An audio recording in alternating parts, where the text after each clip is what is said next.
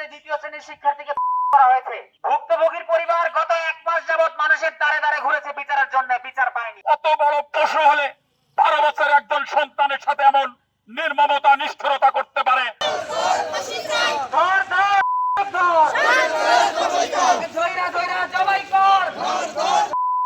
এখনই সচেতন হন। আজকে হয়েছে, ওর বাবা কাঁদতেছে, কালকে আপনার হবে, আপনি কাঁদবেন। এখনই সচেতন হন। বর্তমানে এই নারীর প্রতি সহিংসতা দিন দিন যেন জলোচ্ছ্বাসের মতো বেড়ে চলেছে।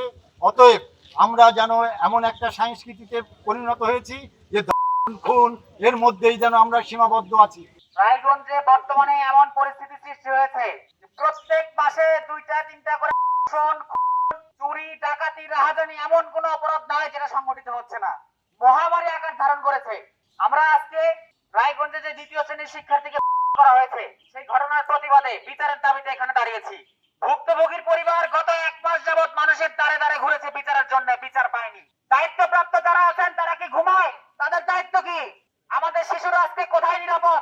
আমাদের সমাজে মাদক, জুয়া এবং এই একটা অত বড় প্রশ্ন হলে 12 বছরের একজন সন্তানের সাথে এমন নির্মমতা নিষ্ঠুরতা করতে পারে?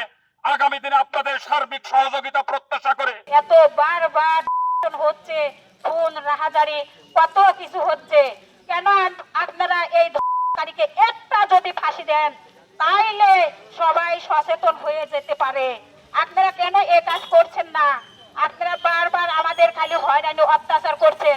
আমরা আর কাঁদতে চাই না, মা বোনদের আর কাঁদাবেন না। এই উচিত, আমরা ফাঁসি চাই, ফাঁসি চাই। আমরা এখানে আমাদের স্বার্থ নিয়ে আসি নাই, আমরা আসি আমাদের নিরাপত্তার জন্য। আমাদের সন্তান, আমাদের মা, আমাদের বোন, আমাদের ভাতিজি, এদের নিরাপত্তার জন্য আজকে আমরা রাস্তায় আসতে বাধ্য হয়েছি। আমি সকলকে অনুরোধ করব, আমাদেরকে ঐক্যবদ্ধ হওয়া লাগবে। আর প্রশাসনকে বলবো, এইসব বিষয়ে টাল বাহানা না করে যত দ্রুত সম্ভব এই বিশেষ করে এবং গুরুতর অপরাধের বিষয়গুলোতে চার্জশিট দিয়ে বিচারের ব্যবস্থা করেন।